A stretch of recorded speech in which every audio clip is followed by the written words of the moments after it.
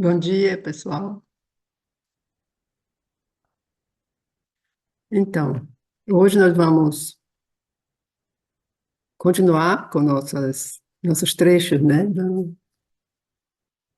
sobre a poesia do futuro, na visão de Cherubim.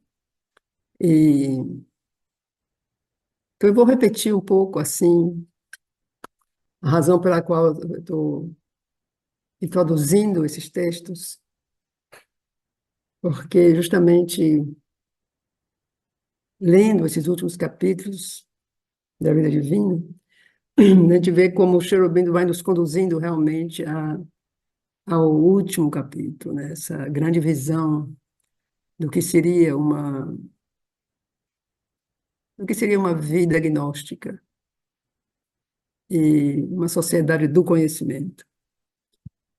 E, e uma coisa, digamos, próxima que eu sinto assim dessa sociedade, justamente é como aqueles seres do futuro vão se comunicar, né? Então, quando o Cherubino fala dessa poesia do futuro, é, é uma maneira nova, realmente, de se comunicar, que a gente não consegue conceber, não consegue nem imaginar mesmo como poderia ser esse tipo de comunicação. E então esses trechos eu acho muito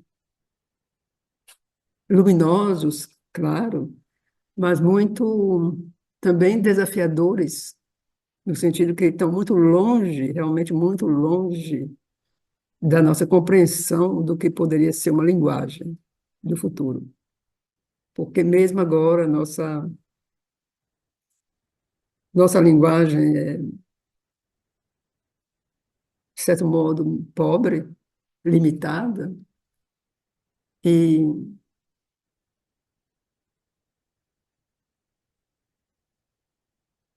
E a gente tem a sensação que está ficando cada vez mais empobrecida.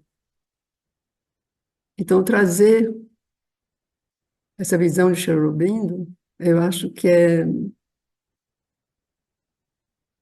nos colocar, né, digamos, numa posição assim mais,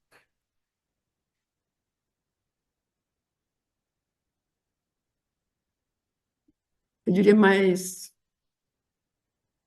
realista quase, né, do futuro. Quer dizer, Aurobindo fala que, né, desses seres, né, que vão substituir a humanidade, o ser humano.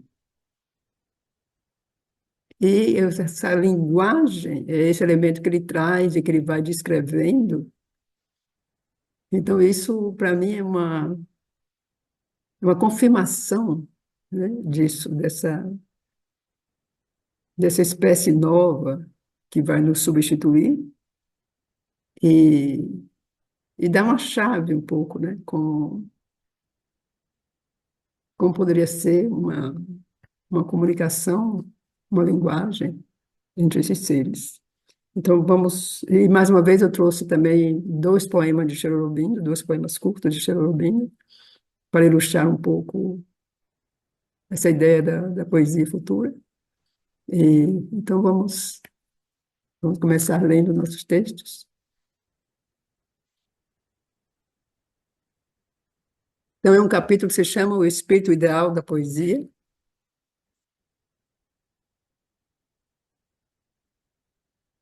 Essa poesia intuitiva, reveladora, que nós consideramos, expressará a harmonia suprema dos cinco poderes eternos: verdade, beleza, deleite, vida e espírito. Estes são, de fato, as cinco maiores lâmpadas ideais e supremas, ou, antes, os cinco sóis da poesia. Então, quais são esses cinco sóis? Só para repetir: a verdade, a beleza, o deleite, a vida e o espírito. Então, esses são cinco elementos, né, que compõem as lâmpadas ideais e supremas, os cinco sóis da poesia, segundo Cherubim.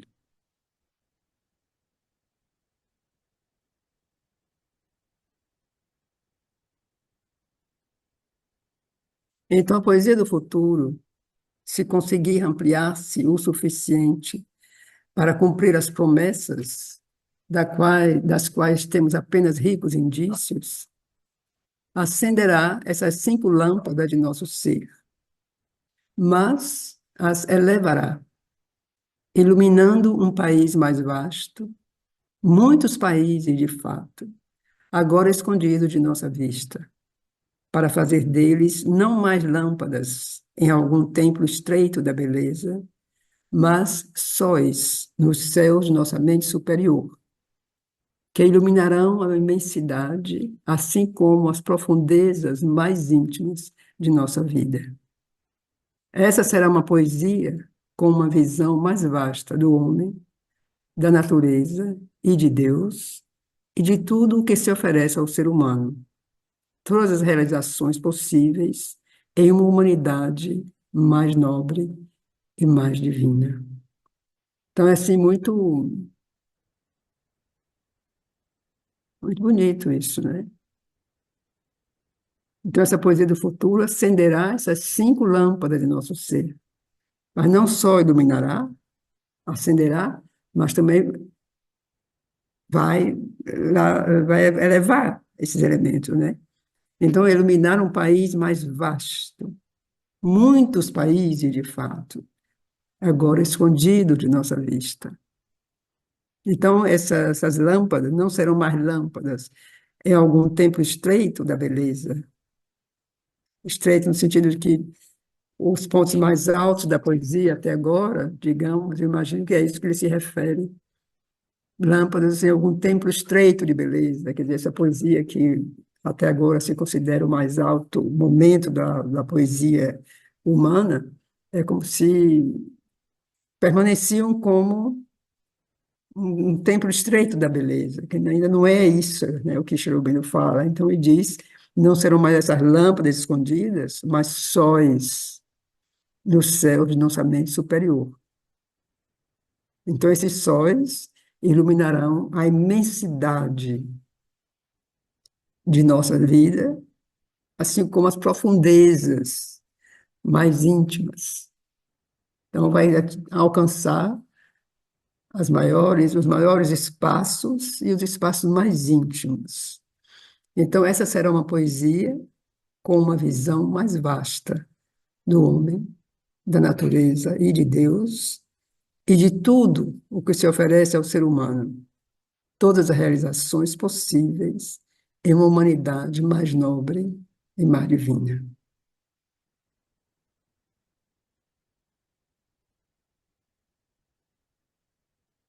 Então, essa poesia, ela não cantará apenas com o poder da inteligência imaginativa.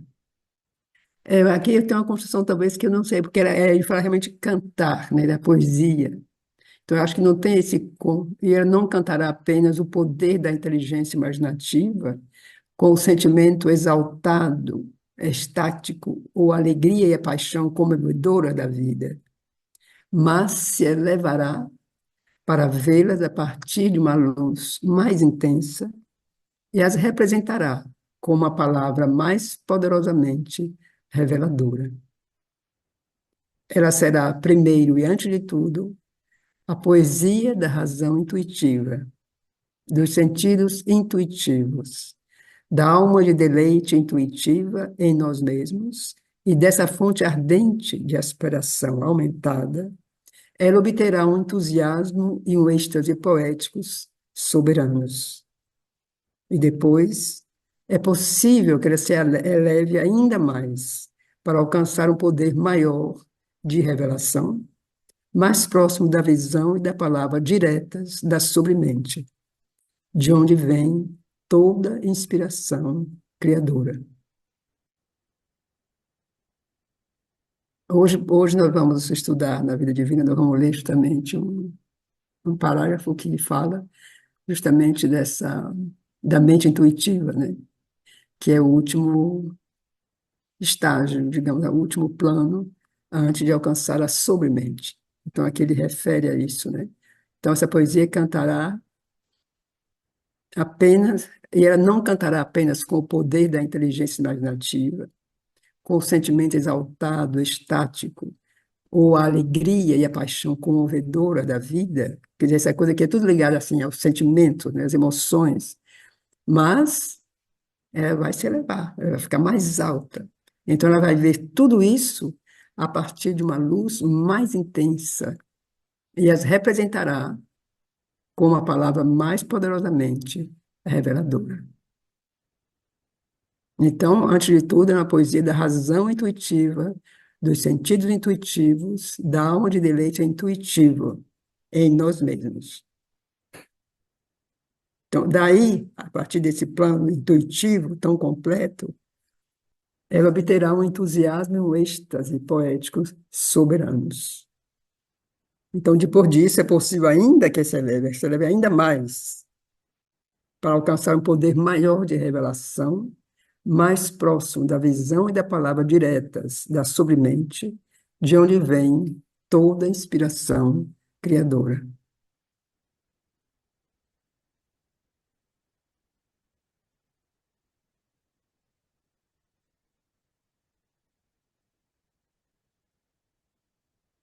Então, uma poesia desse tipo não será necessariamente algo elevado e remoto, ou intangível em sua beleza e em sua delicadeza, ou não será apenas isso, mas também tornará próximas, concretas, visíveis, as coisas mais elevadas.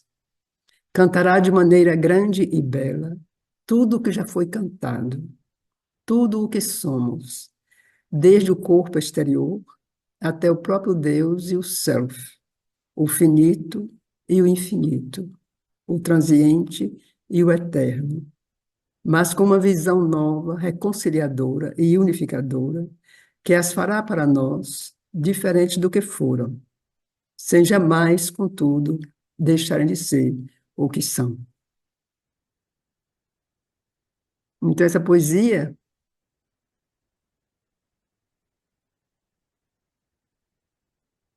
não quer dizer que vai ser uma coisa assim enigmática, né? Que a gente não vai conseguir acompanhar ou se aproximar, né? Não. Então, o que ela vai fazer, essa poesia, ela vai ser isso também, essa beleza, tudo isso ela vai ser, mas ela vai ser também, ela vai também tornar próximas, visíveis, concretas, essas coisas mais elevadas. Então, ela vai cantar de maneira grande e bela tudo o que já foi cantado, tudo o que somos, desde o corpo exterior até o próprio Deus e o Self, o finito e o infinito, o transiente e o eterno, mas com uma visão nova, reconciliadora e unificadora, que vai fazer tudo isso, né, diferente do que foram, mas sem deixar de ser o que são. Então, provavelmente, essa poesia vai cantar a natureza, vai cantar as emoções, vai cantar o amor, vai cantar as relações, vai cantar a espiritualidade, a relação com o divino, a busca humana, vai cantar tudo isso que a poesia tem cantado ao longo dos milênios, mas justamente de uma outra plataforma. Ela cantará de maneira grande e bela tudo o que já foi cantado, tudo isso, mas com visão nova e reconciliadora, unificadora. Então, ela tornará isso, tudo isso se tornará uma outra coisa, sem jamais deixar de ser o que são. Quer dizer, a natureza será a natureza, mas de outra maneira, ela será vista de outra maneira, porque de fato a natureza também será transformada. Nossas emoções serão transformadas. Mas como que isso tudo continua a existir, mas justamente essa poesia vai cantar tudo isso de outra maneira, porque tudo isso vai ser mudado de fato, sem deixar de ser o que era, de ser o que são, mas vão ser mudados em outra coisa. Em outra coisa no sentido mais transformador mesmo, não é que deixa de existir, que deixa de ser, mas que se transforma.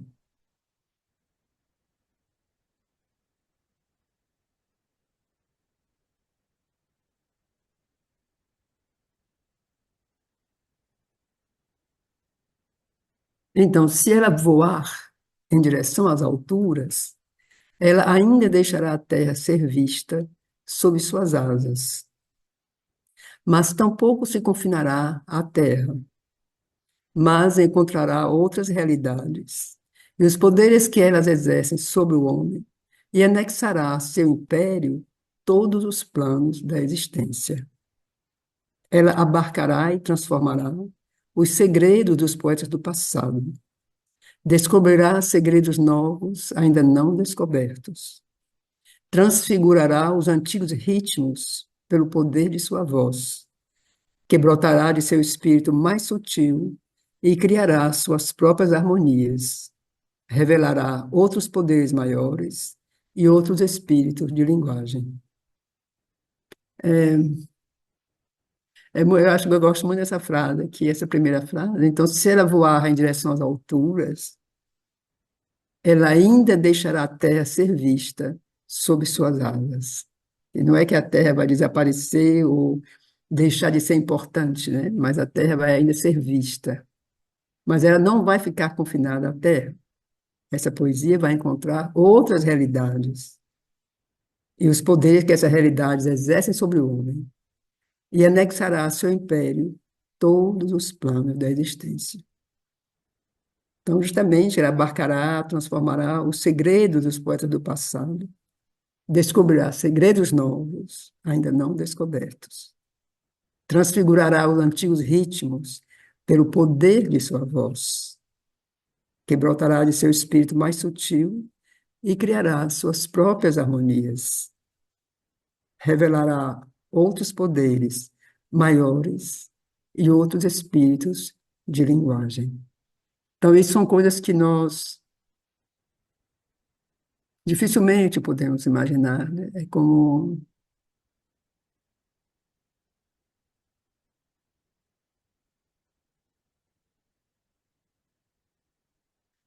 difícil falar disso, muito difícil falar disso, como coisa bonita, né? Imaginar uma sociedade onde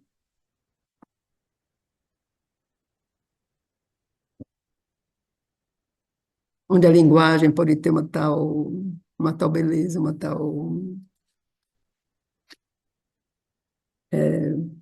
uma linguagem que é completamente uma com, com tudo e, e com o ser e com as alturas, né? E como se poderá exprimir isso.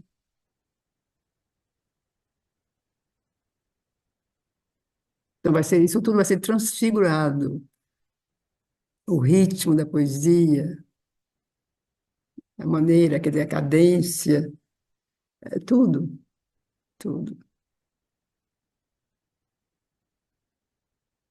Eu acho que nas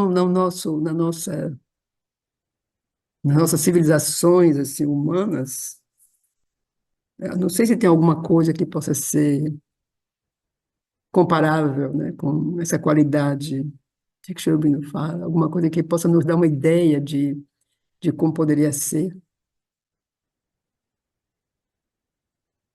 O que me vem à mente, assim, mas não é no sentido da palavra, mas no sentido da qualidade do discurso, são os diálogos de Platão.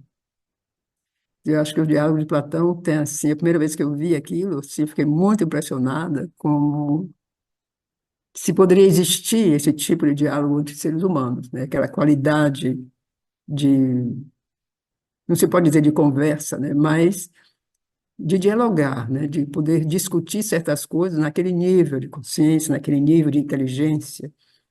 E, e a única coisa que me vem aqui agora, assim, como, que eu acho que não ilustra, mas me veio como já que Platão escreveu isso, não sei, 2000 anos ou mais de 2000 anos, como ele pôde ilustrar um aspecto da mente, um aspecto da comunicação, digamos, humana entre pessoas, né? De uma maneira tão elevada, tão bonita, né? Assim.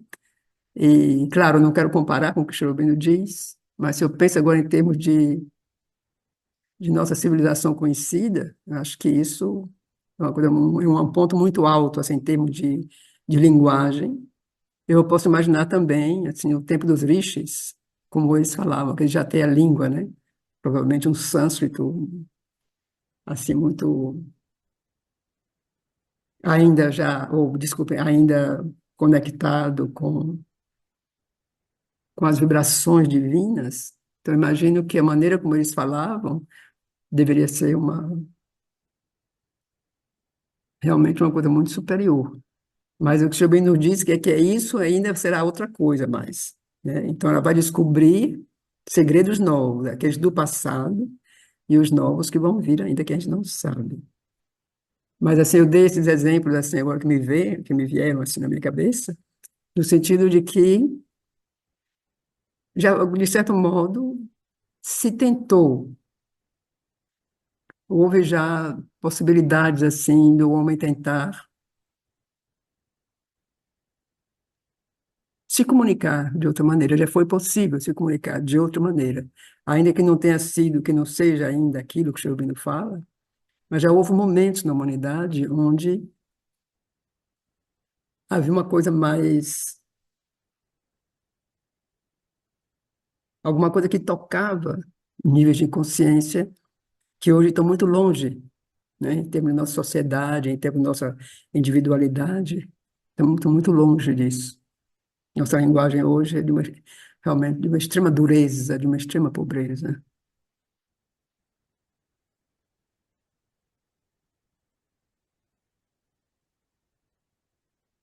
Então, procedendo do passado e do presente, ela, contudo, não será limitada por eles, pela autoridade deles, suas formas ou seus cânones, mas construirá sua própria arte poética mudada, aperfeiçoada.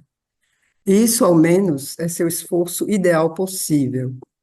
E essa própria tentativa seria um elixir rejuvenescedor e poria o espírito poético, uma vez mais, à frente dos poderes radiosos e guias da alma, da humanidade, da alma da humanidade em seu progresso sem fim.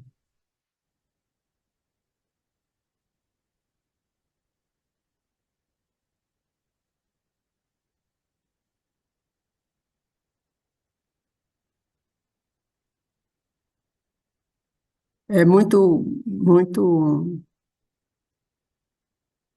impressiona muito, digamos, a importância que Cherubino dá a essa linguagem poética e o lugar que ela ocupa na visão de Cherubino de uma sociedade gnóstica, né?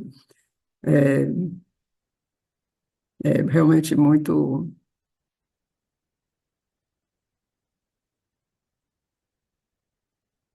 eu diria, quase assim, desafiador, né? Ao menos para a maioria dos seres humanos, assim, que a poesia possa ocupar, ou possa ter um tal poder, que é o poder da palavra. É, mas se a gente pensa justamente que o som é o criador dos mundos, em muitas tradições, é, quer dizer, a palavra, o poder da palavra, é compreensível. Quer dizer, a palavra é o som, de certo modo, é o sopro, corresponde ao sopro, né? A respiração, ao que emana. Então, nos faz pensar, eu acho.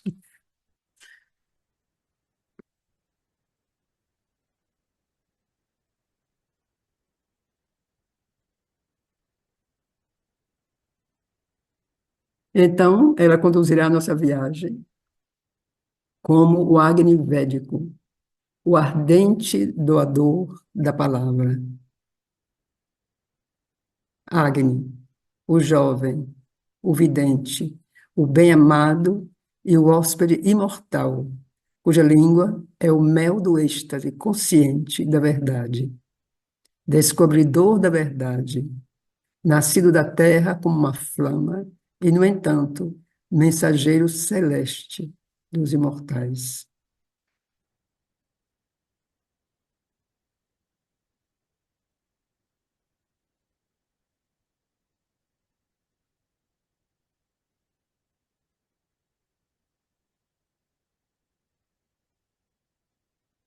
Eu acho que não tem nenhum comentário a fazer aqui sobre isso, porque é muito, de certo modo, misterioso.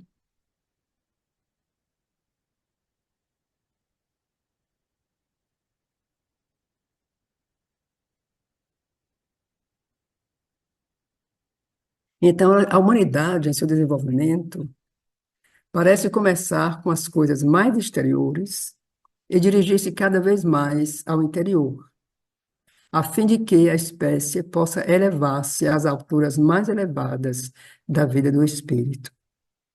Uma poesia dos primeiros tempos, portanto, representará a vida de maneira simples, natural, direta, exterior.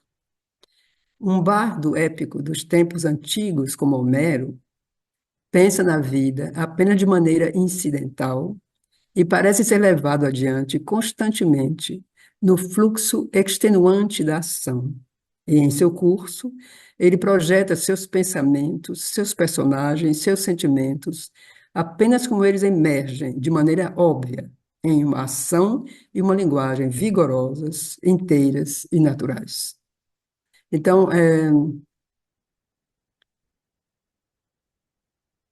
eu nunca li a Ilíada ou a Odisseia, nunca li Homero, mas todo mundo sabe que realmente são assim, os grandes épicos, né, daquele período.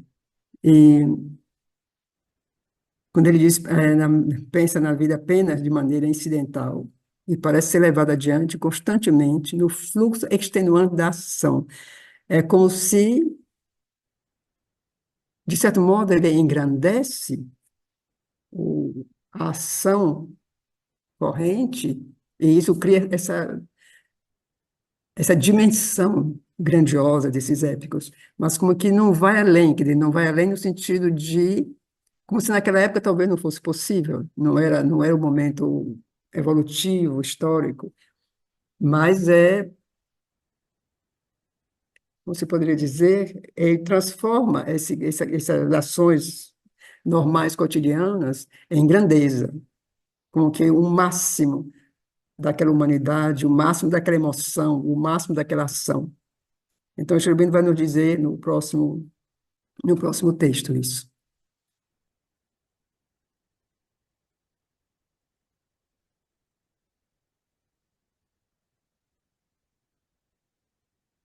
E, no entanto, são as aventuras, as provações, a força e a coragem da alma humana que fazem a grandeza da Odisseia, e não apenas as circunstâncias pitorescas e os incidentes vívidos que a circundam. E é a colisão entre espíritos nobres e poderosos, enquanto os deuses se debruçam sobre a terra para participarem do conflito, que faz a grandeza da Ilíada, e não somente a ação e a excitação do combate. Então é como tudo, uma coisa assim humana, mas é como que uma humanidade que não que chega ao seu extremo de poder, de ação, de tudo, mas justamente como não transcende esse nível, né? Mas fica no máximo do que isso pode ser.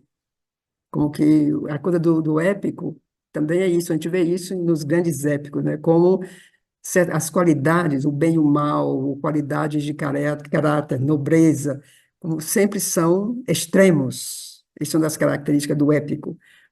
E, mas isso justamente não traz esta relação, essa conexão com esses planos que transcendem justamente essa humanidade.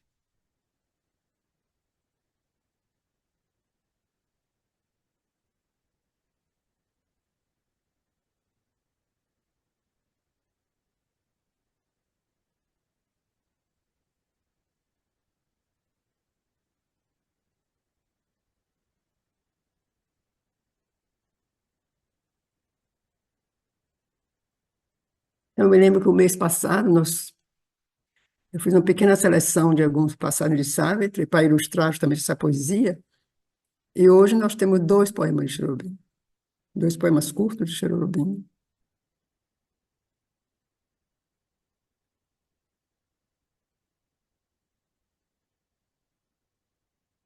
O Milagre do Nascimento. Então, esses poemas nós já vimos aqui, são poemas que eu já trouxe aqui em alguma dessa leitura algum tempo atrás, mas que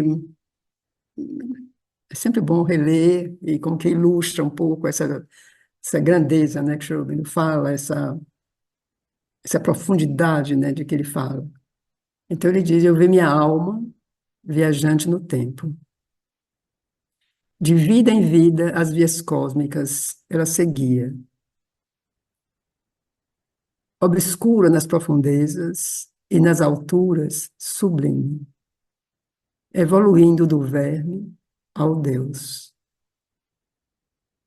Uma centelha do fogo eterno, ela veio para construir na matéria uma casa para o não nascido. A noite sem sol, inconsciente, recebeu a chama. Isso aqui parece até um verso de Sartre, né? Tem uma coisa assim, essa aqui, a noite sem sol, inconsciente, recebeu a chama. Então, essa descrição da alma, já aqui, né, como é incrível, a alma viajante no tempo, de vida em vida, obscura nas profundezas e nas alturas sublime, evoluindo do verme ao Deus. Então, esse é o nosso caminho, o caminho da nossa alma, né? Ele está falando aqui da alma de cada um de nós. Então, essa evolução desde o verme ao Deus. Então, a centelha do fogo eterno, ela veio para construir na matéria uma casa para o não nascido. A noite sem sol, inconsciente, recebeu a chama.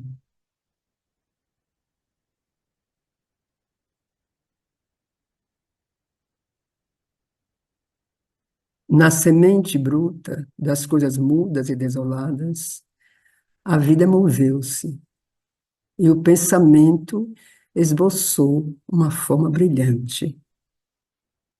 Até que sobre a terra áspera e inanimada pudesse mover-se, nascida em seu sono para a natureza sonâmbula, uma criatura pensante, capaz de esperança e de amor. E sempre o milagre em passos lentos continua, o nascimento gradual do imortal em meio ao lamaçal e à pedra.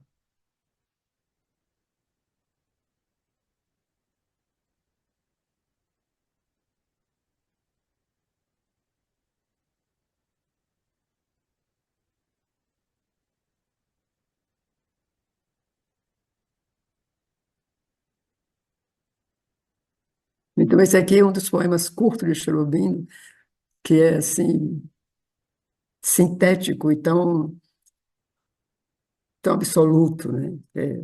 Essa beleza nas profundezas de Deus. Assim, muito incrível esse poema. Um poema assim, bem curto.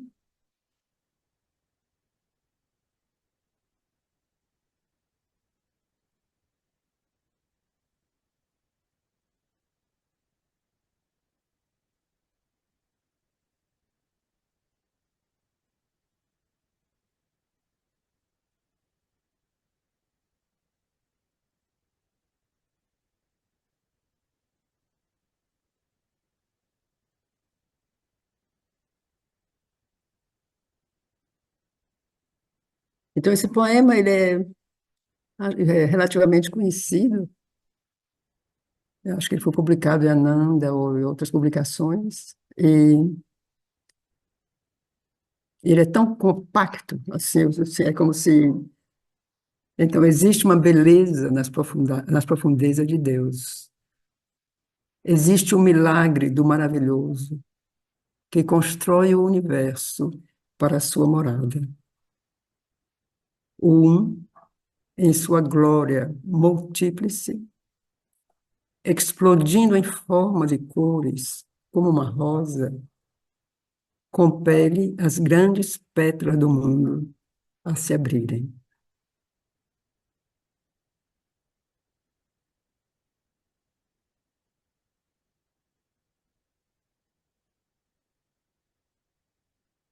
Isso aqui é muito, muito forte, né? Como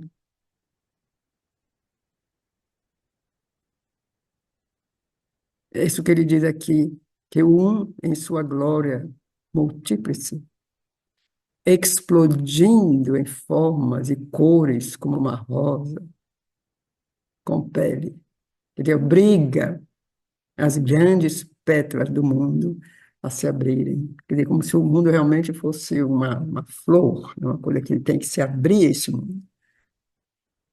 Então, esse poema, assim, são 6 linhas, né? E, como eu digo assim, tão compacto, e, e diz tanto, né? E a gente vai ler só uma vez mais. Então, existe uma beleza nas profundezas de Deus.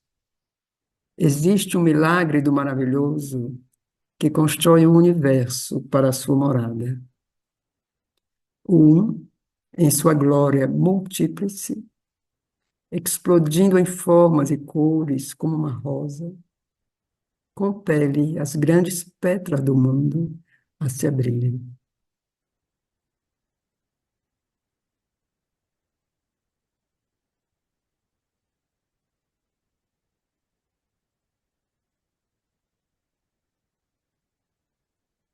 Então, nós vamos continuar com, nosso,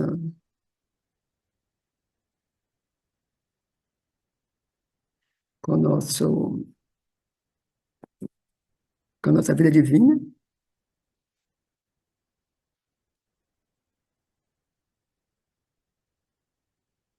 Nós vamos abrir na página 844.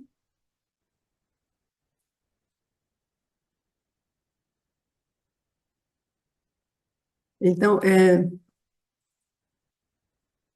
esses textos que seguem hoje esse capítulo, assim, que estamos ainda lendo, que eu espero nós vamos concluir talvez a próxima vez,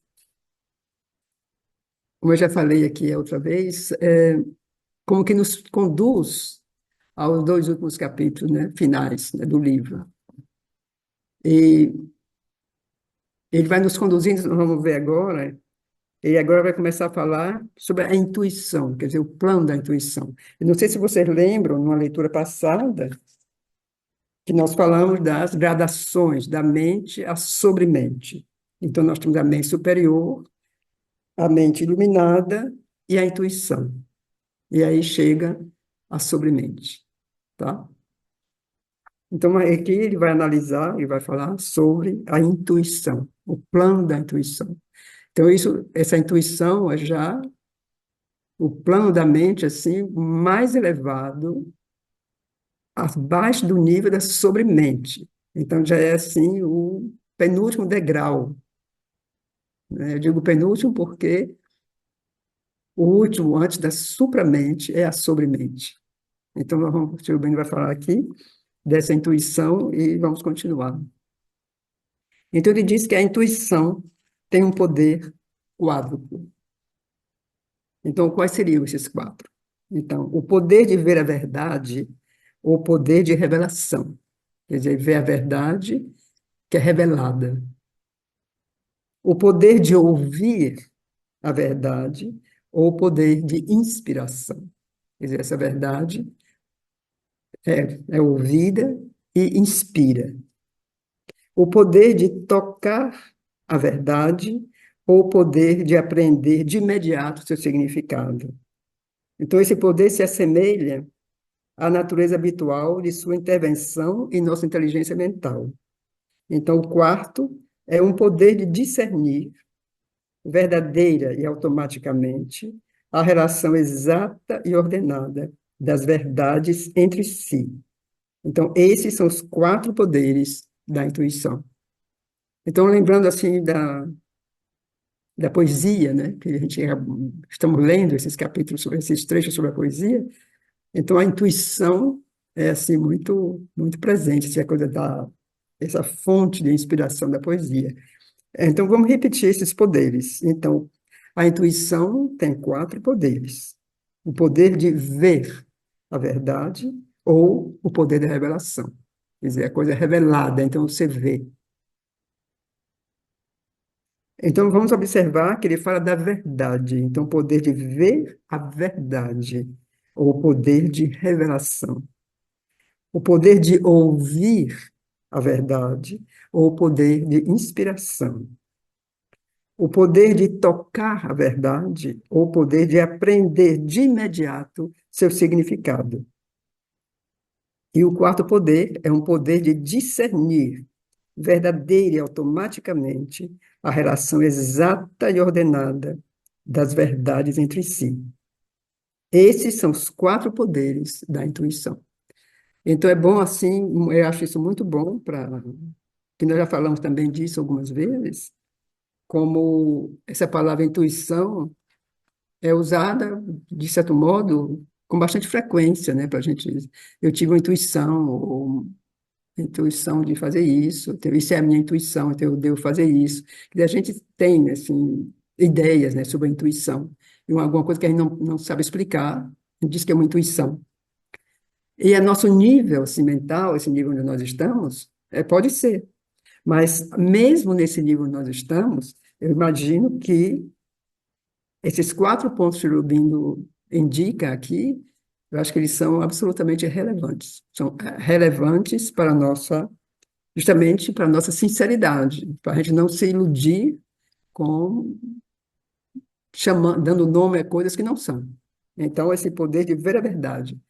Então, não se criar ilusões, assim. Então, ter a capacidade, mesmo no nível onde nós estamos, de sentir isso, de ver que aquilo é uma ilusão, aquilo é uma imaginação ou o que seja, mas não confundir com a intuição. Então, essas quatro verdades: ver a verdade, que é a revelação, ouvir a verdade ou a inspiração, tocar a verdade ou aprender de imediato o seu significado e discernir a relação exata e ordenada das verdades entre si.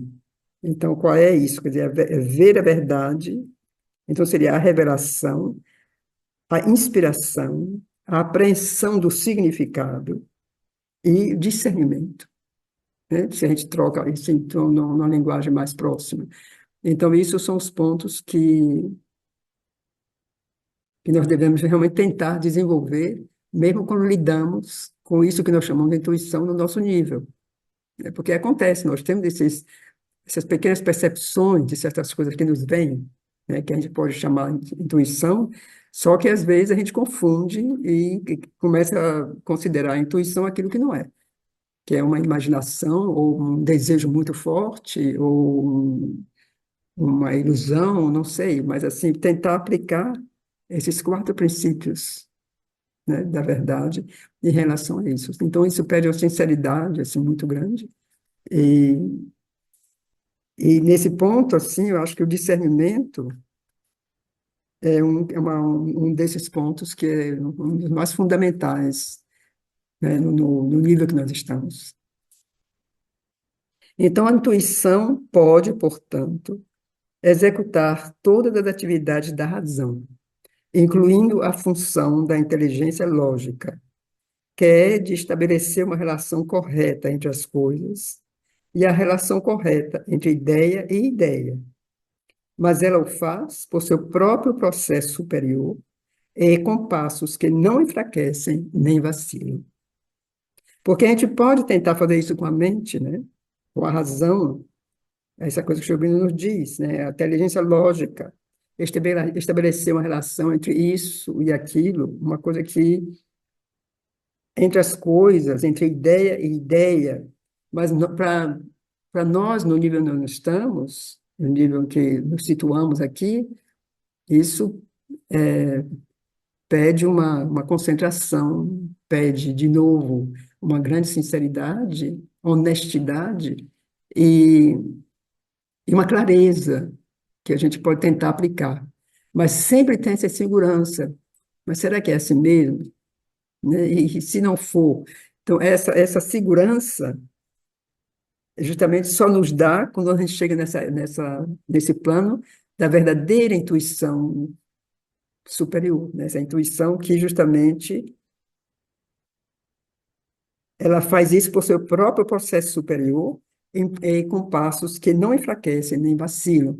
Enquanto que aqui nós podemos tentar fazer isso, mas tem sempre essa insegurança que a mente ou a razão nunca podem superar essa insegurança. Tem sempre essa pergunta, a intuição me diz de fazer isso, mas eu não sei se é assim mesmo, não sei se não é.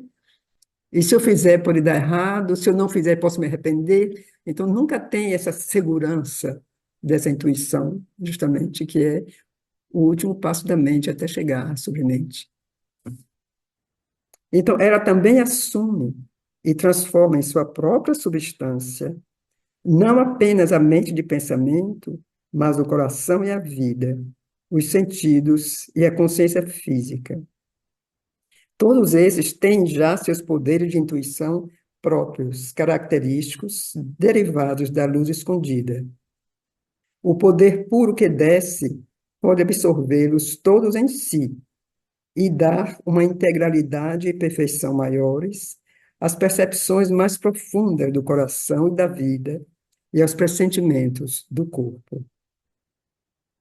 A intuição pode, assim, mudar a consciência inteira em substância intuitiva, pois ela introduz a amplidão de seu próprio movimento irradiante na vontade, nos sentimentos e emoções, nos impulsos vitais, na ação dos sentidos e sensações e no próprio funcionamento da consciência corporal.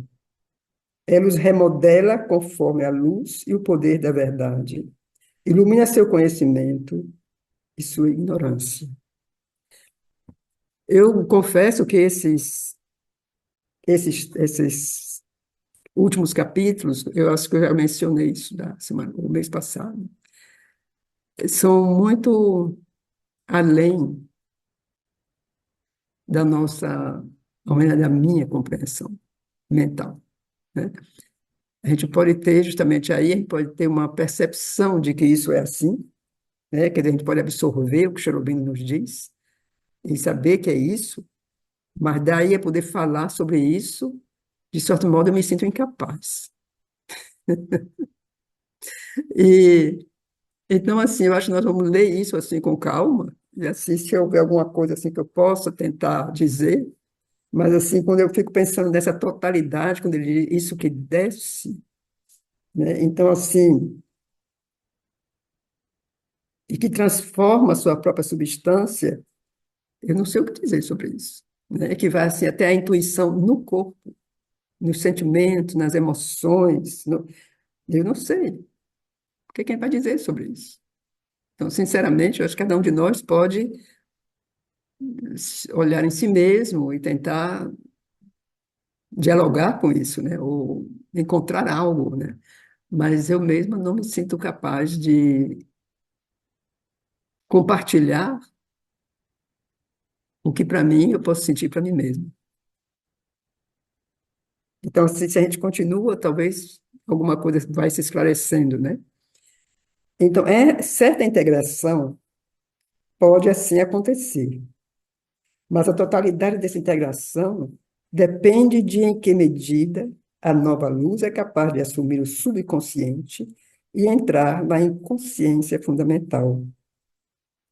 Aqui, a luz e o poder da intuição podem ser prejudicados em sua tarefa, porque essa intuição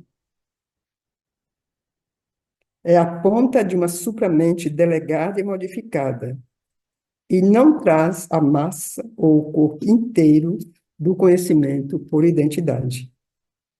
A base da inconsciência em nossa natureza é demasiado vasta, profunda e sólida para ser penetrada completamente, ser mudada em luz, ser transformada por um poder inferior da natureza verdade. Quer dizer, é ainda inferior, né, esse poder, porque o poder da verdade a gente só vai conseguir mesmo com a supramente. Quer dizer, a supramente é o poder da verdade. Mas enquanto não chegar a ela, é tudo. Porque aí ele vai nos dizer que a próxima etapa da ascensão nos conduz à sobremente.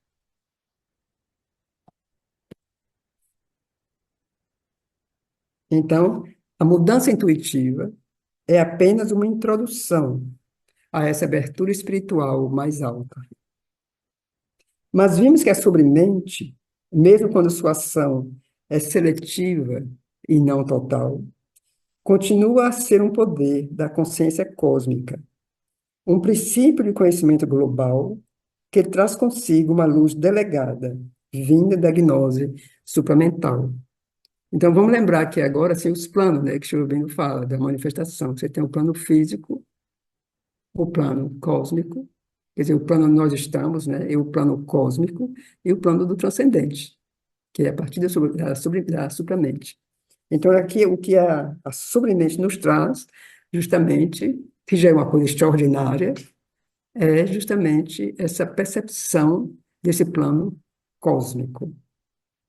Então, ele diz aqui.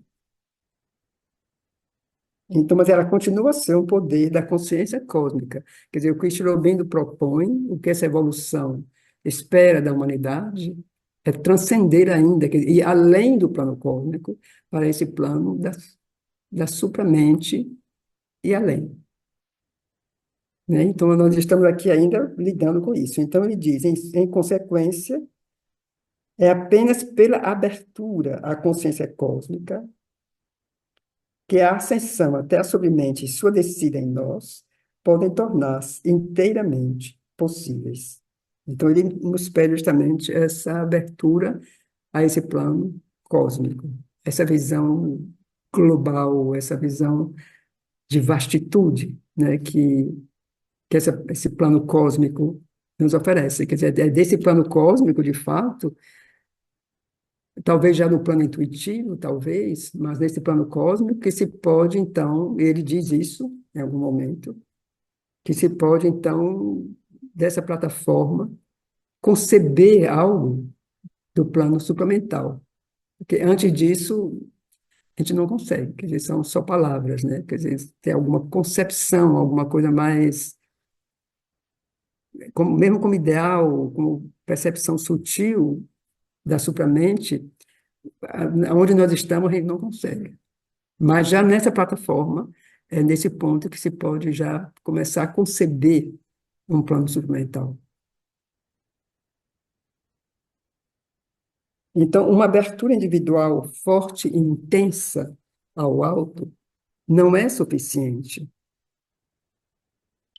A essa ascensão vertical em direção à luz do cume, deve-se acrescentar uma vasta expansão horizontal da consciência em certa totalidade do espírito. É necessário, ao menos, que o ser interior já tenha substituído a mente de superfície e sua visão limitada por uma percepção mais profunda e vasta. É aprendido a viver em uma ampla universalidade. Sem isso, a visão sobremental das coisas e o dinamismo sobremental não terão lugar para estabelecer-se e efetuar suas operações dinâmicas. Então, ele vai, aqui nas próximas linhas, ele vai nos dizer mais um pouco sobre isso. Então, vamos continuar a ler para ver se a gente entra mais nisso, nesse momento, né, nessa evolução. Então, quando a sobremente desce, o sentido centralizador do ego deixa de predominar. Subordina-se inteiramente, perde-se na imensidade do ser e, no final, é abolido. Então, essa, quando tem essa descida da sobremente, que tem essa ascensão, porque existe essa ascensão, existe essa aspiração, essa abertura individual forte e intensa em direção ao alto. Então, isso não é suficiente. Existe essa ascensão vertical em direção à luz do cume, mas isso deve haver também uma vasta expansão horizontal da consciência em certa totalidade do espírito. E provavelmente isso corresponde quando a sobremente desce. Então haverá talvez essa elevação e essa descida. Então é necessário que o ser interior já tenha substituído a mente de superfície e sua visão limitada por uma percepção mais profunda e vasta, e aprendido a viver em uma ampla universalidade. Sem isso, a visão sobremental das coisas e o dinamismo sobremental não terão lugar para estabelecer-se e efetuar suas operações dinâmicas. Então,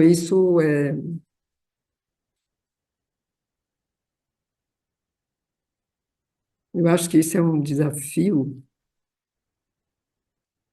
que nós temos muito no nosso cotidiano, sobretudo no momento atual, né, que na humanidade, no momento atual,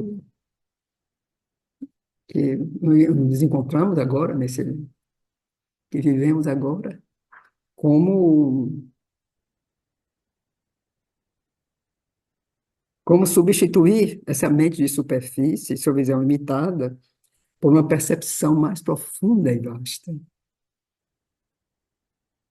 Como ter esse conhecimento vasto, né, essa coisa universal, como ver o todo, com uma mente que só vê fragmentos.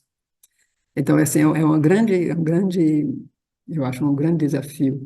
Porque, de um lado, a gente lê isso, e a gente se identifica com isso, claro. A gente se identifica, a gente busca isso. Né? Cada um de nós, imagina, está buscando essa visão universal, essa visão cósmica, e, e confrontado, né, com a limitação da nossa mente como ela é, e com desafios enormes do que aquilo que a humanidade nos apresenta a cada dia. Então, é uma coisa que. Então, a chave, quando ele diz aqui, quando a sobremente desce, o sentido centralizador do ego deixa de predominar, subordina-se inteiramente, perde-se na imensidade do ser e, no final, é abolido. Eu não sei como seria essa visão, assim, que a gente conseguisse chegar a essa visão cósmica nesse processo de abolição do ego. Quer dizer, não ver mais as coisas a partir de si, né, desse pequeno ego, mas conseguir ver o todo das coisas, né? E ver o todo das coisas é ver também o que está por trás das coisas, o que move as coisas. E então é o grande desafio. Eu deixo aí porque não, a gente finalmente não tem muita resposta para isso, né? A partir do momento que a gente sabe, se conecta com isso, acredita nisso, mas como fazer isso, fazer disso uma realidade, né, na nossa vida? Então, esse é o grande desafio, né, que nos toca. Então, quando a sobremente desce, o sentido centralizador do ego deixa de predominar, já vimos, subordina-se inteiramente, perde-se na imensidade do ser e, no final, é abolido. Uma percepção vasta, ou sentimento cósmico de um self e movimento universais sem limites substitui o ego. Então, essa percepção vasta, um sentimento cósmico de que existe um self, um movimento que é universal, e tudo isso é sem limite, o self, esse movimento universal, isso é sem limite, e isso substitui o nosso ego. Muitas moções, muitos movimentos que antes eram egocêntricas podem ainda continuar, mas ocorrem como correntes ou ondulações na vastidão cósmica. Então, isso é claro, isso não é uma percepção da mente, né? Isso é uma experiência. Então, eu não sei como a gente diria, essa cosmicidade, essa vastidão do plano cósmico, isso é uma experiência. Quer dizer, não adianta só querer, não adianta só crer. É como que essa experiência ela tem que acontecer, que em um certo momento acontece. Eu não sei o que é que tem que fazer, eu acho que não tem receita, né? Não tem.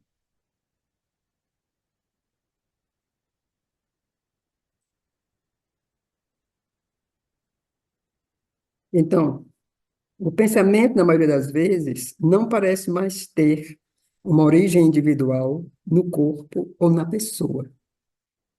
Manifesta-se do alto, ou entra com as ondas mentais cósmicas.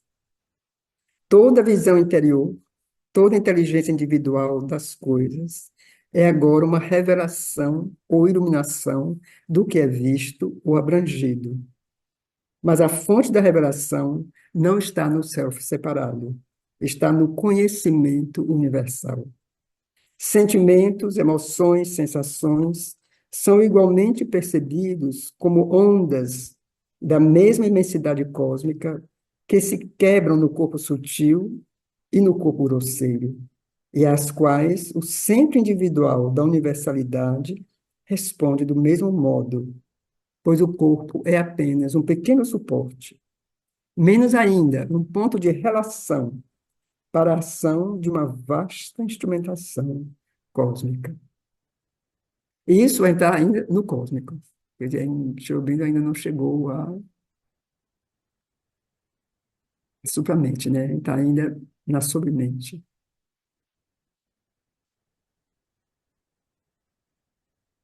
E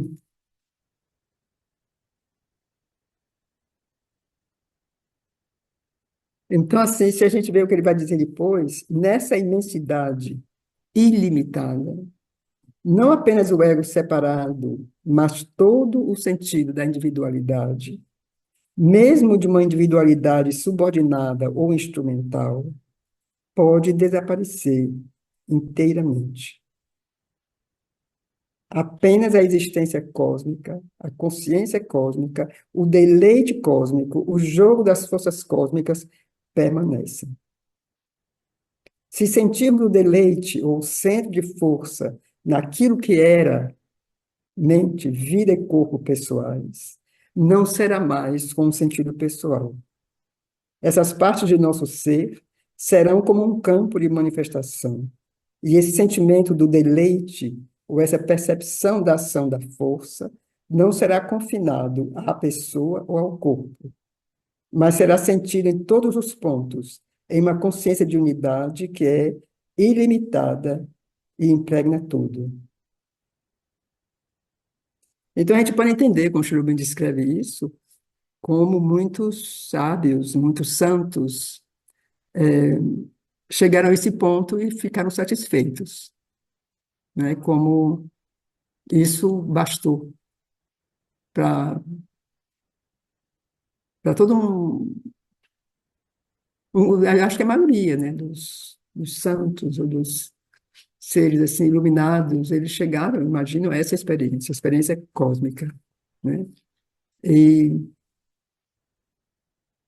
então assim, eu acho que daqui para diante, o Cherubim vai cada vez mais descrevendo esses estados para nos conduzir justamente à sociedade do conhecimento, à sociedade gnóstica. Ele vai descrevendo isso e nos mostrando como ir além disso, né? E aí, como eu digo, eu repito, nós vamos ler, vamos lendo assim, um pouco, tateando, né? Ver se a gente consegue compartilhar alguma coisa ou abrir alguma coisa, mas sem esperar muito, né? Porque a gente ainda está atuando na mente, tentando localizar algumas janelas nesse, nesses planos que o Chovino descreve. Isso, às vezes, não dá, ou muitas vezes não dá, não basta, né? Mas ele continua aqui, mas a consciência e a experiência sobrementais podem ser formuladas de modos muito diversos, pois a sobremente possui uma grande plasticidade e é um campo de possibilidades múltiplas.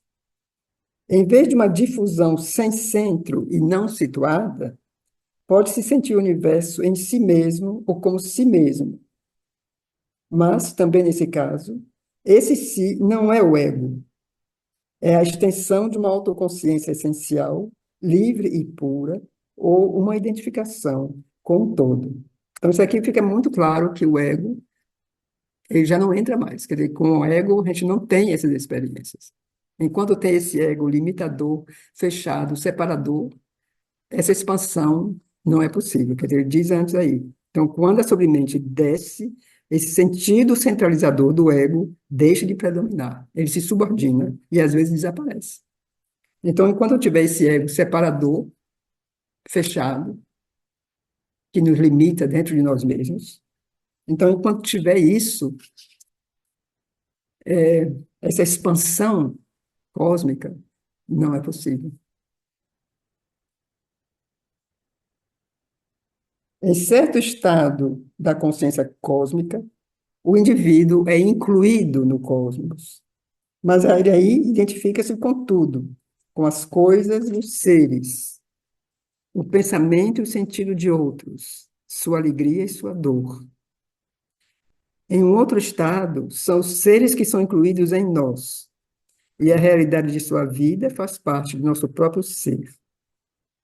Muitas vezes não há regra ou governo nesse imenso movimento, mas um jogo livre da natureza universal, em que aquilo que era o ser pessoal responde com uma aceitação passiva ou uma identidade dinâmica, enquanto o espírito permanece livre, não perturbado por nenhuma ligação com as reações dessa passividade, identificação e simpatia universais e impessoais.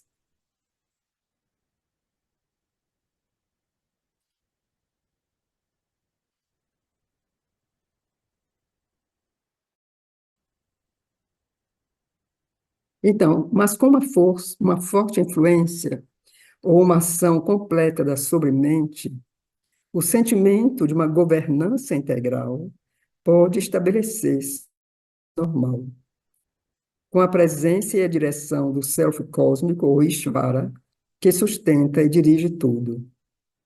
Ou um centro especial pode revelar-se ou criar-se, que ultrapassa e domina o instrumento físico. Esse centro é individual na realidade da existência, mas é impessoal em sentimento, e é reconhecido por uma livre cognição como algo instrumental para a ação de um ser transcendente e universal. Na transição em direção à supramente, essa ação centralizadora conduz à descoberta de um indivíduo verdadeiro que substitui o ego morto, um ser que, em sua essência, é uno com o Self Supremo, uno com o universo em sua extensão, e, contudo, é um centro e uma circunferência cósmicos da ação especializada do infinito.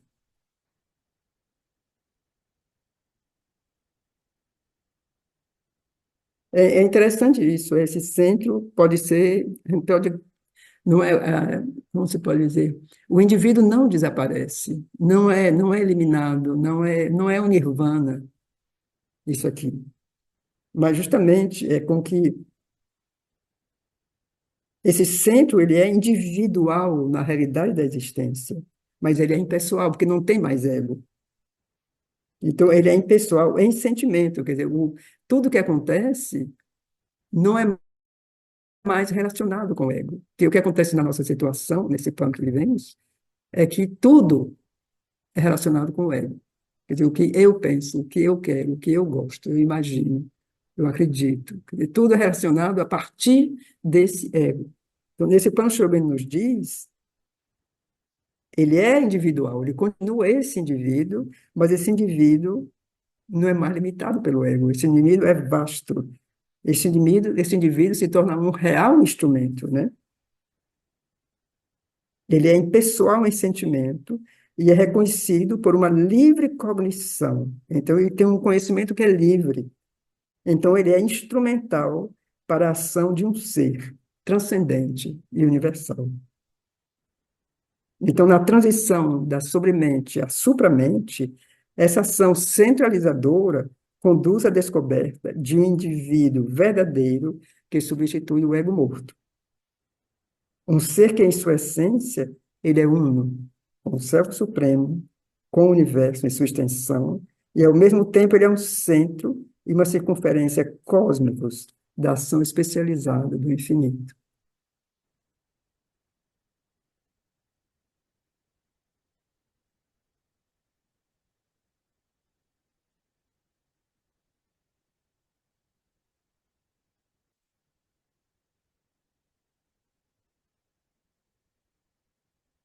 Mas então esses são os primeiros resultados gerais que criam os alicerces normais da consciência sobremental no ser espiritual evoluído. Mas suas variedades e desenvolvimentos são inumeráveis.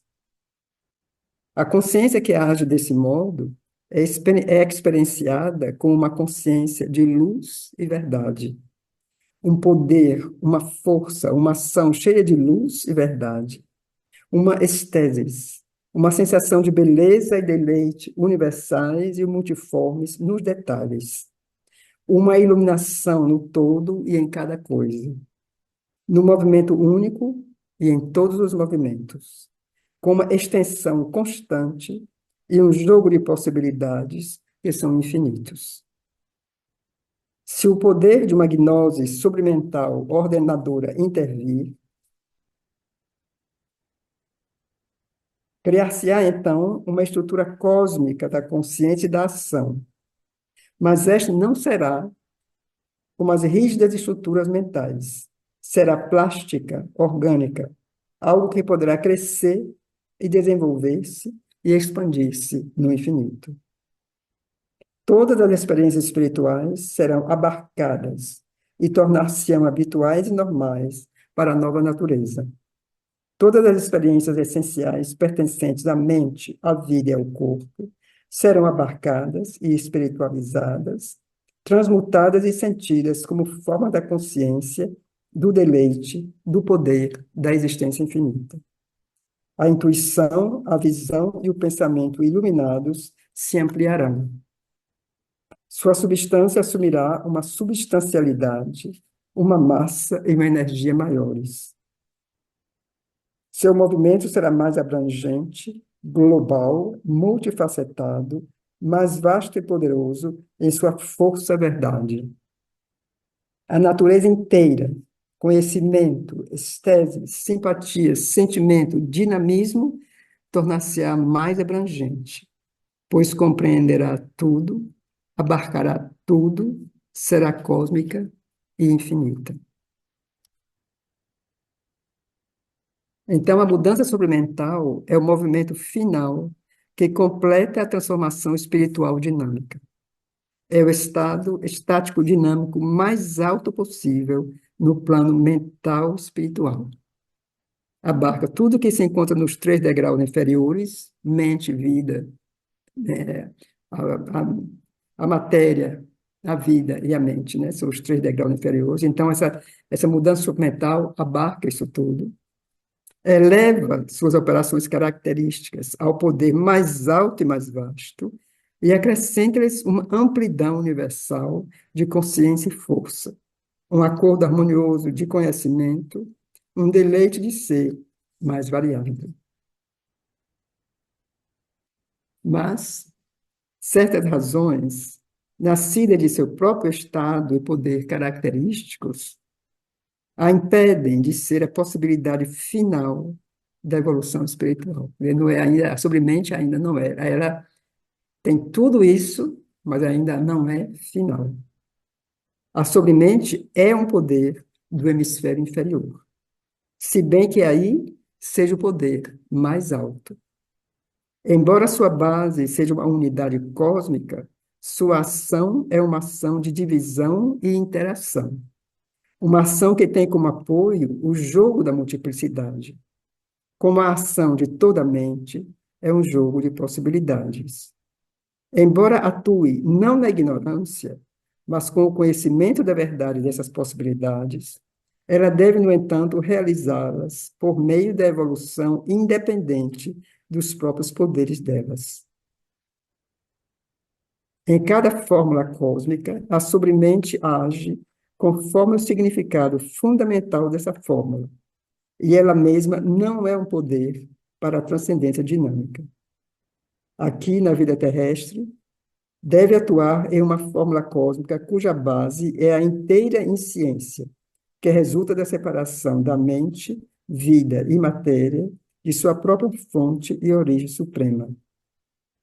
A sobremente pode reparar essa divisão até o ponto em que a mente separadora entra na sobremente e torna-se uma parte de sua ação.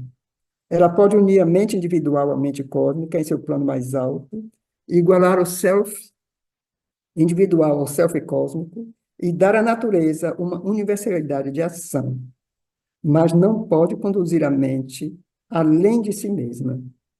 E nesse mundo de inconsciência original, não pode dinamizar a transcendência. Só a supramente é a ação verdade, suprema, autodeterminante, e o poder direto da manifestação dessa transcendência. Se então a ação da natureza evolutiva acabasse aqui, a sobremente, que conduziu a consciência até o ponto de uma vasta universalidade iluminada e a uma ação organizada dessa longa e potente percepção espiritual da existência, consciência, força e deleite absolutos, só poderia ir mais longe se abrisse os portões do espírito ao hemisfério superior e permitisse à alma deixar sua formação cósmica para entrar na transcendência. Então, a sobremente ainda não é, né? A gente viu aqui. Porque ele diz assim, a sobremente, ainda, a ação da sobremente, como é ainda ligada à mente, ela é uma ação de divisão. Então, como o senhor Bento nos diz também, que na sobremente é onde o conhecimento se divide, né? Quer dizer, na sobremente tudo é uma coisa só, na supramente. Mas quando vai descendo, que chega na sobremente, é quando as coisas começam a se dividir. Quer dizer, é uma coisa que não é conflituosa, mas é separada. Então, aqui começam as grandes religiões, por exemplo. Quer dizer, aquela visão única, do ser único, da totalidade das coisas, que vem da supramente, a sobremente separa. E quando vai descendo, então vai se separando cada vez mais e se tornando cada vez mais dual, conflituosa e separadora, realmente separadora. Quer dizer, não é mais o conhecimento da totalidade.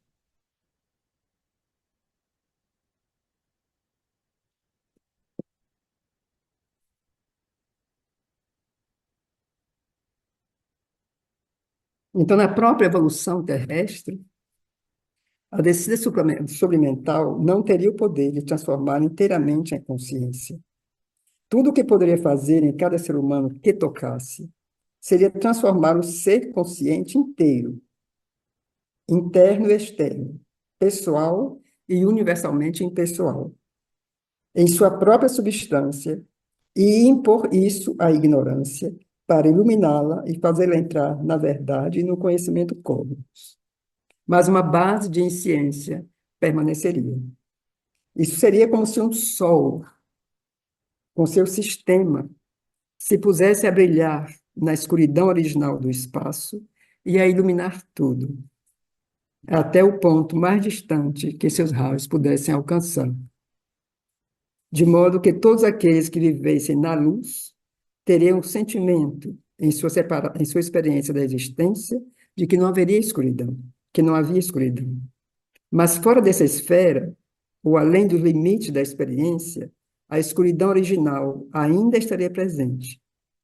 E visto que tudo é possível em uma estrutura sobremental, ela poderia invadir de novo, quer dizer, essa escuridão poderia invadir de novo a ilha de luz criada em seu império.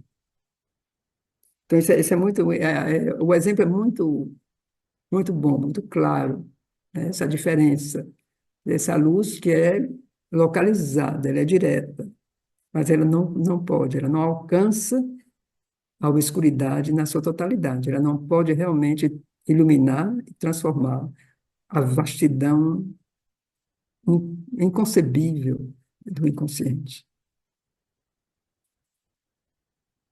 Então, quem chega ali é o que a gente falou antes, quer dizer, muitas pessoas, muitos santos e sábios, quer dizer, chegaram nessa luz da submente e acharam que era isso, né? Mas não viram justamente que podiam estar circundados de escuridão, que é esse farol, essa luz que é dirigida, então ela é cheia de luz, mas ela não pode ir além daquele campo, Além daquele campo, a escuridão permanece. E aí, como o Cherubim nos diz, então, o plano da sobremente, ele pede também para ser realizado. Então, tem sempre o risco dessa escuridão, pouco a pouco, invadir essa luz.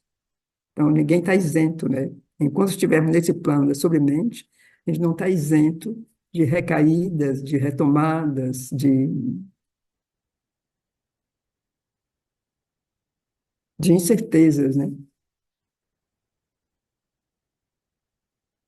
Então, ademais, visto que a sobremente lida com diferentes possibilidades, sua ação natural seria desenvolver em separado, e até seu extremo limite, a possibilidade de uma ou muitas formulações espirituais dinâmicas, ou um grande número delas, ou combinar e harmonizar várias possibilidades.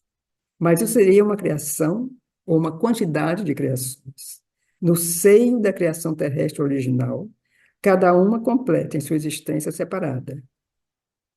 O indivíduo espiritual evoluído estaria aí, e poderia também surgir aí uma ou várias comunidades espirituais no mesmo mundo onde o homem mental e o ser vital animal habitam, mas cada uma elaboraria sua existência independente, em uma relação livre dentro da fórmula terrestre. Então, o poder supremo do princípio de unidade, que toma em si todas as diversidades e as controla como parte da unidade, e deve ser a lei da nova consciência evolutiva, ainda não estaria presente, porque justamente a sobremente ainda é divisível. Além do mais, esse grau de evolução não daria segurança contra a gravitação para baixo ou a atração da inconsciência, que dissolve todas as formações que a vida e a mente constroem nela, engole todas as coisas que emergem aí ou lhe são impostas e as desintegra em sua matéria original.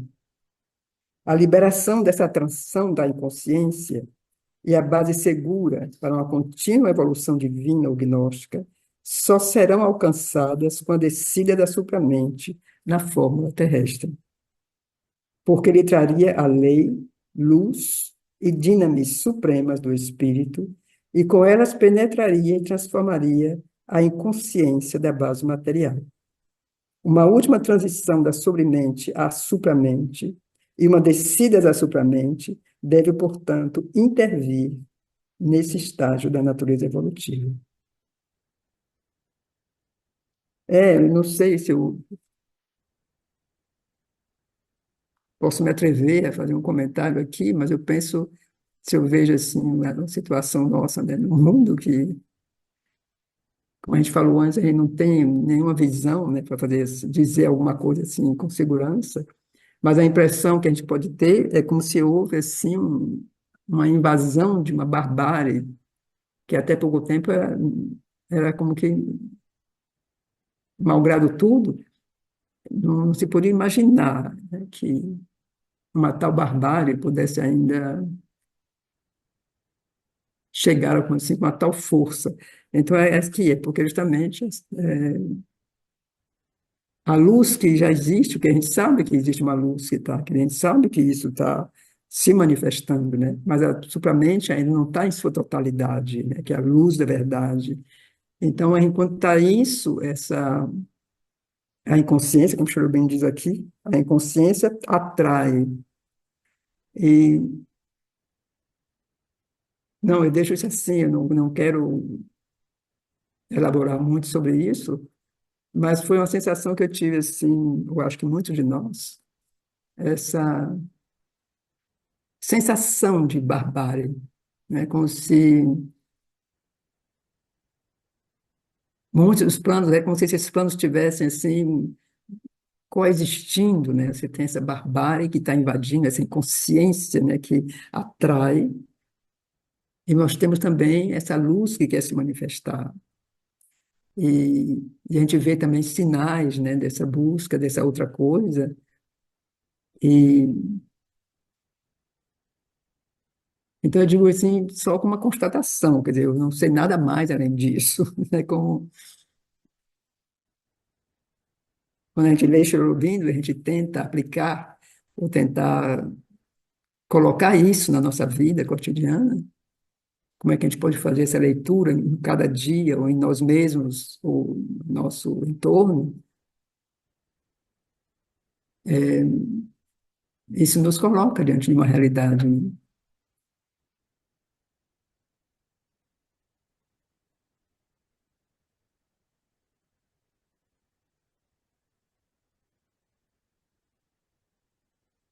Então, a sobremente e seus poderes delegados, ao se apoderarem da mente e entrarem nela, assim como na vida e no corpo que dependem da mente, submeteriam tudo a um processo de ampliação. A cada etapa desse processo poderia estabelecer-se um poder maior, uma intensidade mais alta da gnose, cada vez menos misturada à substância mental solta, difusa, diminuída e diluída. E como toda gnose é em sua origem um poder da supramente, isso significaria um influxo cada vez maior de uma luz e um poder supramentais, semivelados e indiretos em nossa natureza. Isso continuaria até o ponto em que a própria sobremente começaria a ser transformada em supramente. A consciência e a força suplementais encarregar-se-iam diretamente da transformação, revelariam à mente terrestre, à vida e ao ser físico, a verdade espiritual e a divindade que lhes são próprias. E, no final, verteriam em nossa natureza inteira o conhecimento, poder, significado perfeitos da existência suplemental. A alma passaria além das fronteiras da ignorância e cruzaria a linha original, onde separou-se do conhecimento supremo. Entraria na integralidade da gnose supramental. A descida da luz gnóstica efetuaria a transformação completa da ignorância.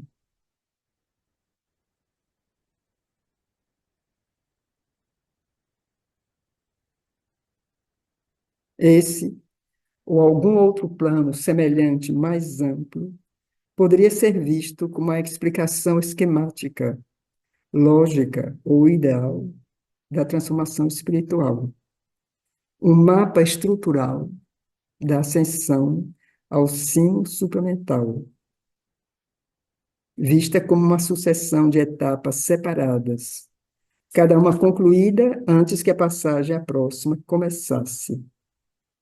Seria como se a alma, emanando uma individualidade natural organizada, fosse uma viajante que escala os degraus da consciência talhados na natureza universal.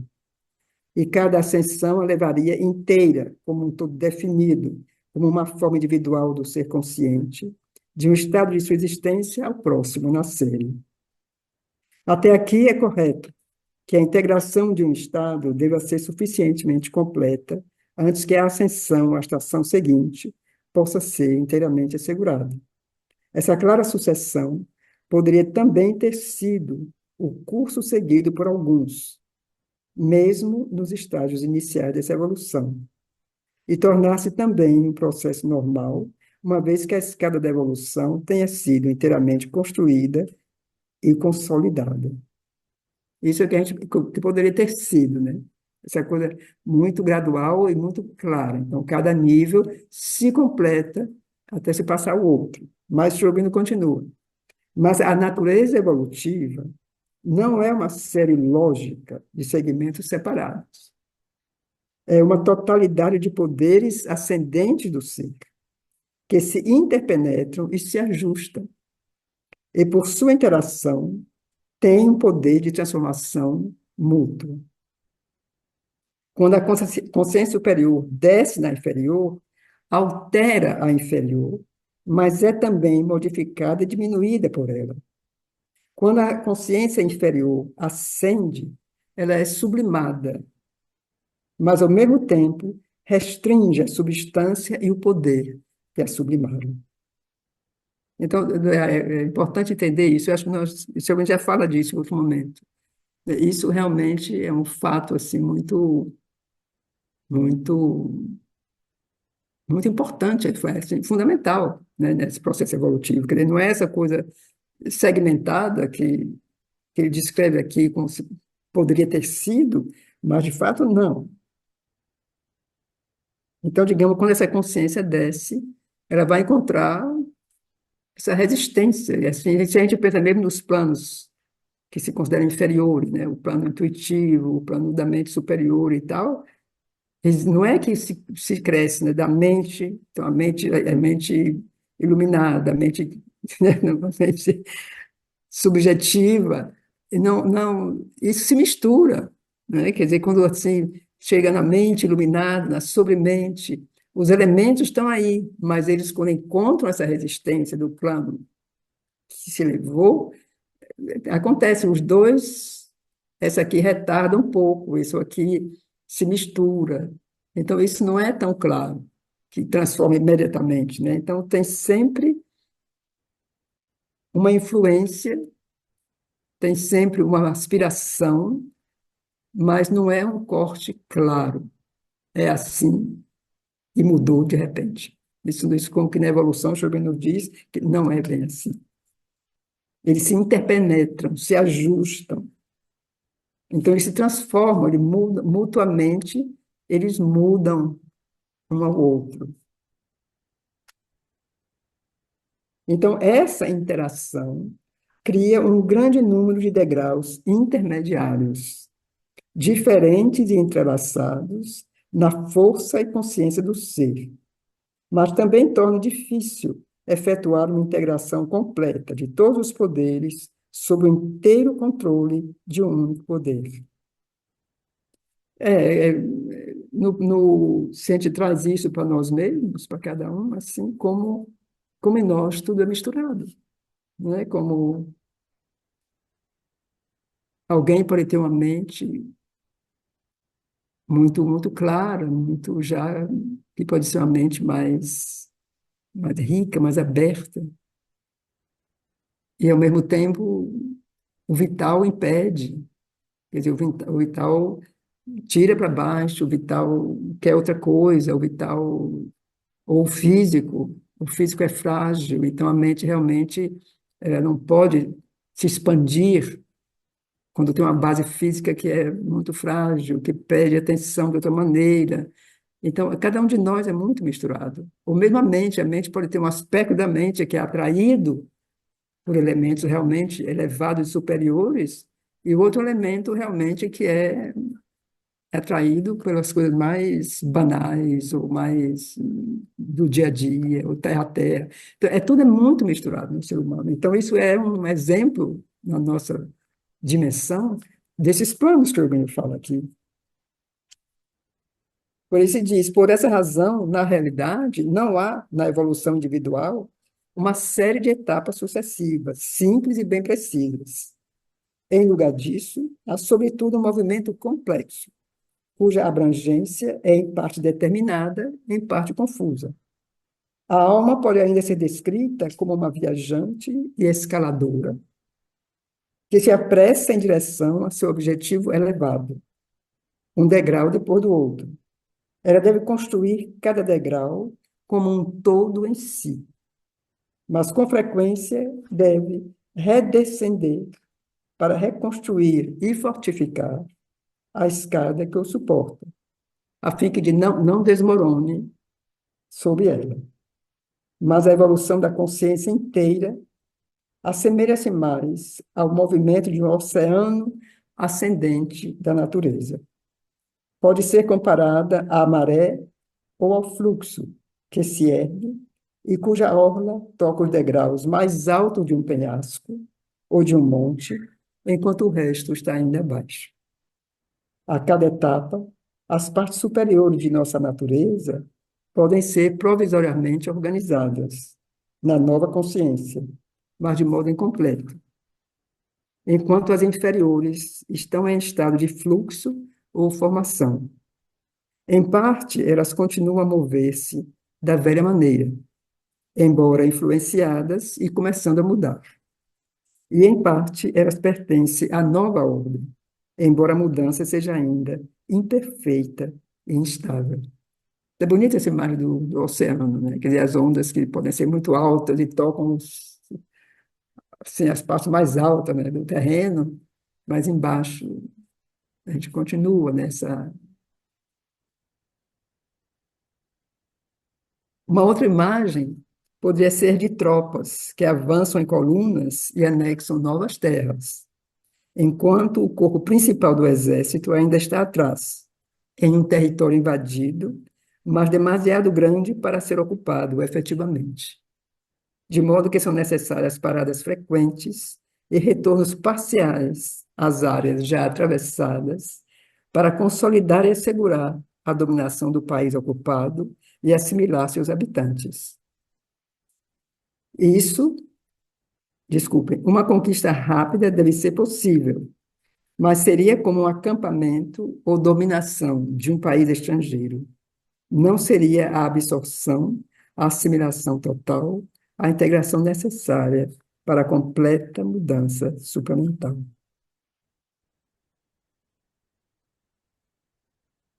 Então, isso acarreta certas consequências que modificam as sucessões claras da evolução e a impede de seguir o curso nitidamente determinado e rigorosamente ordenado que nossa inteligência lógica exige da natureza, mas que raramente obtém.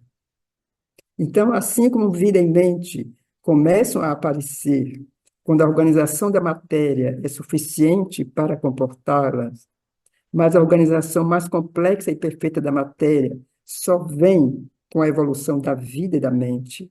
Do mesmo modo, a mente aparece quando a vida está organizada o suficiente para permitir uma vibração mais desenvolvida da consciência. Mas a vida só recebe sua completa organização e desenvolvimento quando a mente pode agir sobre ela. Assim como a evolução espiritual começa quando o homem, enquanto ser mental, é capaz de movimentos espirituais, mas a mente só se eleva à sua mais alta perfeição pelo crescimento das intensidades e luminosidade do espírito. O mesmo acontece com a evolução superior dos poderes ascendentes do espírito. Então, eu espero que isso tenha sido claro, né? Como que a matéria, ele diz aqui, matéria suficiente para que a vida e a mente comecem a aparecer. Mas, justamente, a matéria, a sua organização mais completa e perfeita, só vem com a evolução da vida e da mente. Quer dizer, a matéria estabelece um plano, estabelece uma situação fundamental, básica, onde a vida e a mente podem aparecer, mas ela só se completa, de fato, quando a evolução, como é que a gente pode dizer aqui? Ele diz, só começa a aparecer quando a evolução da vida e da mente, quando a vida e a mente evoluem, então a matéria também, como que tudo evolui junto, de fato. Não há um momento onde a Terra está pronta e se acabou.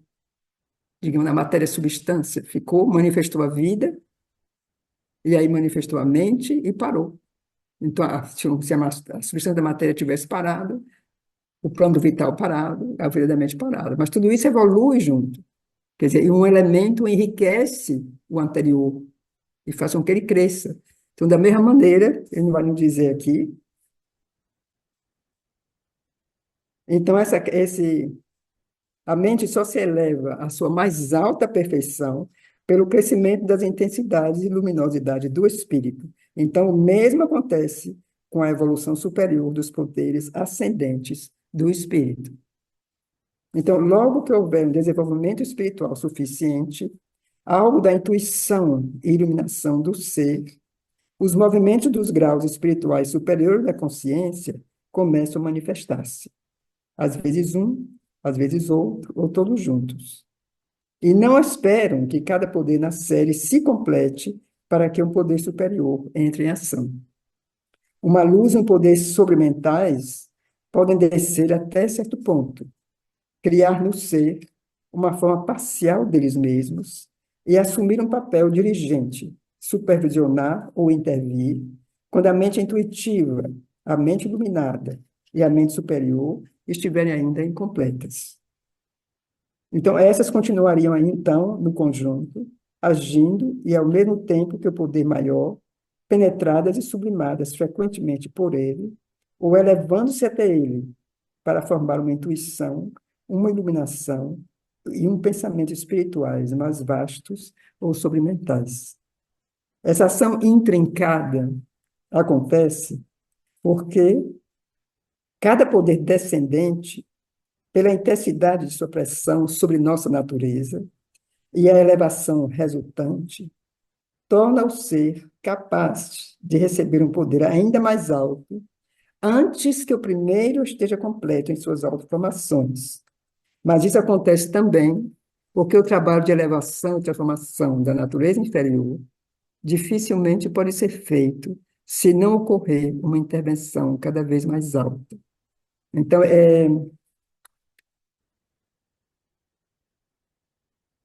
cada poder descendente, que é o poder da sobremente, quando ele vai descendo, ele faz uma pressão. Então, existe uma elevação que resulta também dessa pressão. Então, ele torna o ser capaz de receber um poder mais alto antes que o poder anterior esteja completo. Então, antes que, digamos, o plano intuitivo seja completo em um ser humano, existe já uma influência da sobremente e uma elevação, né, desse ser. Então, tudo isso vai, como ele diz aqui, ele usa a palavra intrincada, quer dizer, uma coisa assim muito complexa. Então, a iluminação e o pensamento superior precisam da ajuda da intuição. A intuição precisa da ajuda da sobremente para combater a escuridão e a ignorância em que os três labutam e para lhes dar sua própria plenitude. Ainda assim, no final, o estado e a integração sobrementais não poderão ser completos enquanto a mente superior e a mente iluminada não forem integradas e elevadas até a intuição. E, por sua vez, a própria intuição, integrada e elevada à energia sobremental, que amplia e sublima tudo. A lei da gradação deve ser satisfeita, mesmo na complexidade do processo evolutivo da natureza. Então, eu lembro, de novo, esses planos que o Rubino fala, então, a mente superior, a mente iluminada e a intuição, a sobremente. Então, assim, a mente superior é a nossa mente, quer dizer, a mente humana, ela não será completa até justamente que a mente superior não comece a se manifestar. E aí por diante, quer dizer, a mente iluminada, ela começa a se manifestar, mas a mente superior que vem antes, ela só será completa quando essa mente iluminada também se desenvolver. Então, uma vai crescendo e como que enriquecendo a precedente, e ao mesmo tempo crescendo como que se elevando ao próximo plano. Então, essa lei da gradação. Então, essa lei deve ser satisfeita, mesmo na complexidade do processo evolutivo da natureza. Então, gente, isso é muito complexo. Nós temos ainda alguns momentos, alguns minutos aqui, se alguém quer fazer algum comentário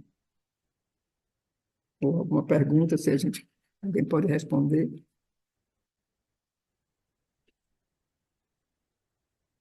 Não podemos também ficar em silêncio.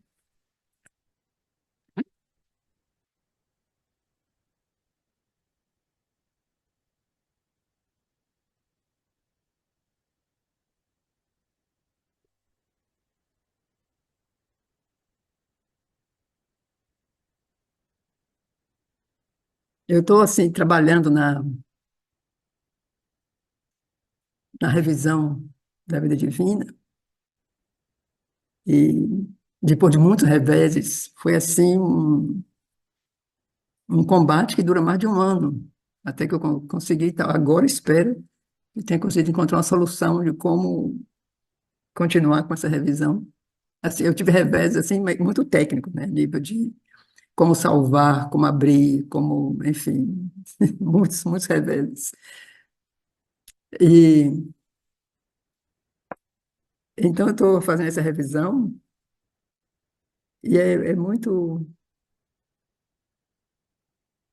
me faz assim uma grande alegria, porque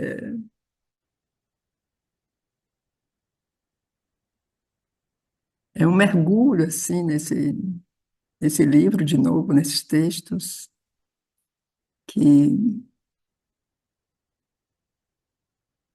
é como se fosse assim um mundo infinito, né? Assim, quando eu penso assim, sempre a minha vida divina para mim assim é o conhecimento, não tem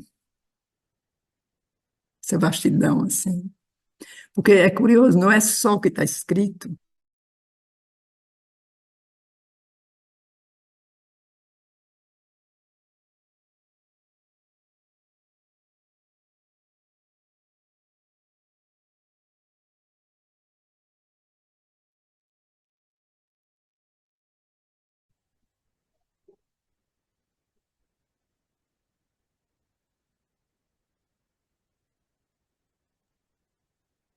E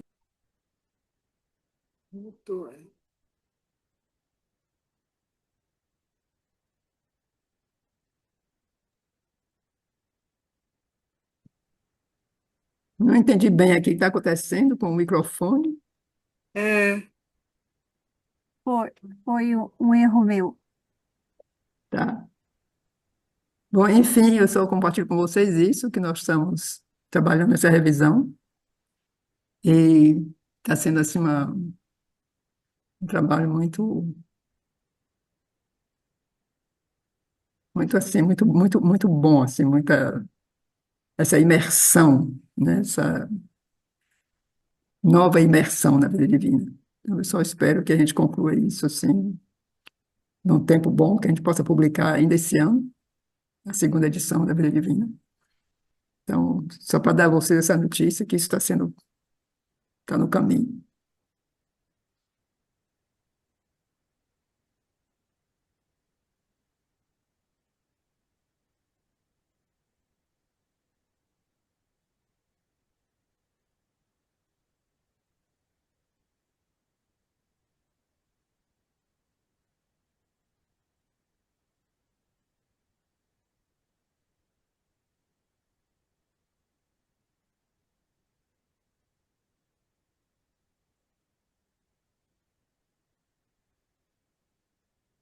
Eu acredito que, assim, só para a gente concluir, porque eu acho que não tem muitas perguntas, parece que não. Eu, assim, para concluir, eu acredito que justamente o final desse capítulo e os próximos capítulos que vão vir, eu assim, acho que já mencionei isso também, vão assim ser cada vez mais só compartilhar uma leitura, né? Porque vão chegar assim, esses planos já de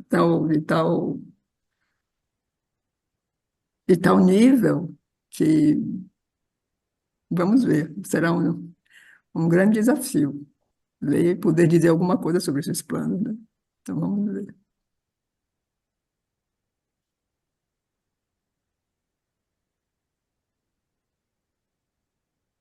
Então tá.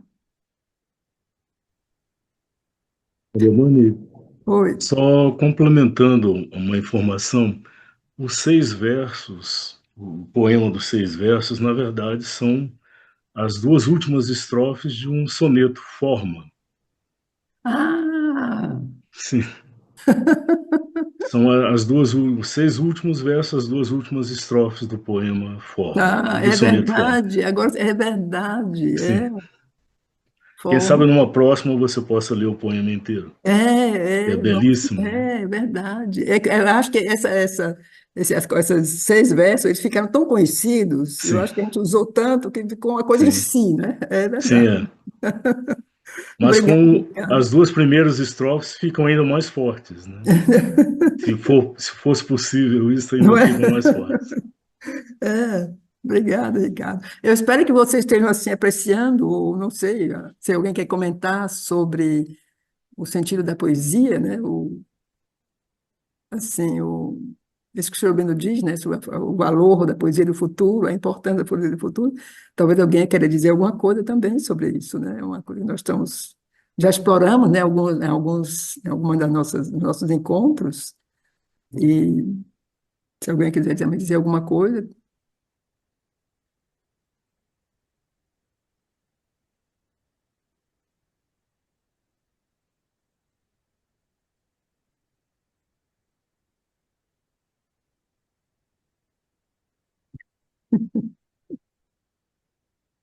então tá, ficamos Acho que a gente isso. pode, acho que a gente pode dizer que é maravilhoso. Não, eu penso continuar. Eu É, penso continuar, porque tem capítulos assim muito bonitos. sim, Eu sim. falo também desse nível de poesia, então eu penso continuar com isso. Tá? Uhum. Então tá. Então, bom domingo. Então, igualmente, só confirmando ao grupo, não é, que no próximo domingo não teremos o ciclo, porque teremos o encontro 2026 virtual. Fica ainda um convite para quem queira estar conosco. E retomamos o ciclo normalmente no domingo seguinte, no dia 1º de fevereiro. A leitura também, né, Ricardo?